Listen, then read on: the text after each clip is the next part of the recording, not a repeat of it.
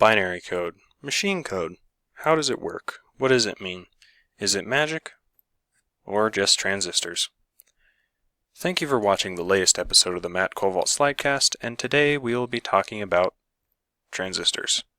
To start with a definition, a transistor is a semiconductor device with 3 connections, capable of amplification in addition to rectification.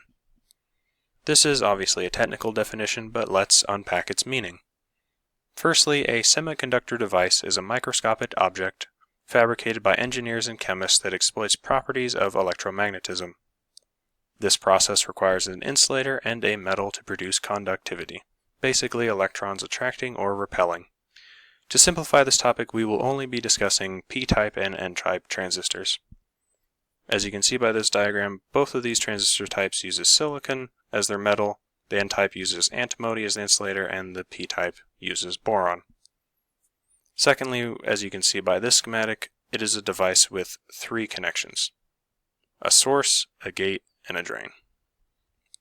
Now, the source, wisely named, sources current depending if the gate is on or off, which will make current flow from the source to the drain. In the p-type transistor, if the gate is off, current will be able to flow from source to drain. In the n-type transistor, if the gate is on, current will be able to flow from source to drain.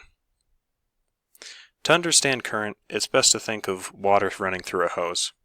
The water in this case are the electrons, as they flow through the transistor. Now the gate being on or off is similar to the effect of clamping the hose and not allowing water to flow through it.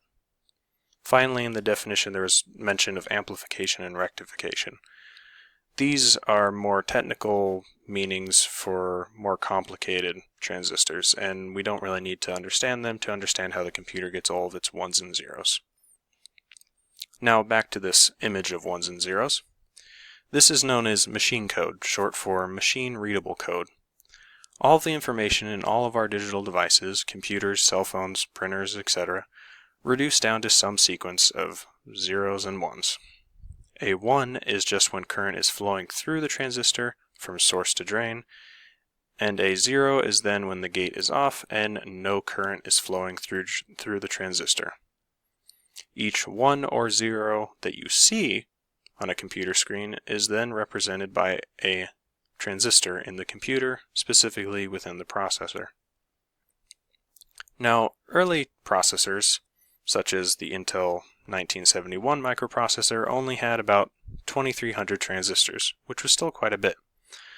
But today, a modern Intel processor has over 1.7 billion transistors, so you can see that they're quite small. In fact, I believe the estimate is that you can fit about 60 million transistors on the tip of a pencil. Now, in conclusion, making these transistors is complicated, and getting the computer to do operations based on what we want it to do is even more complicated. But that's exactly the point. A computer shouldn't know anything but 1 or 0, on or off. Everything society has today because of computers is done through this extremely simple logic device, the transistor. I found that many people are sometimes overwhelmed by computers, feel intimidated by their smarts. But if you take anything away from this, let it be the computers don't really know anything. We just come up with creative ways so that it can do something for us. I'd like to thank you again for watching this episode of the Matt Kovalt Slidecast, and have a great day.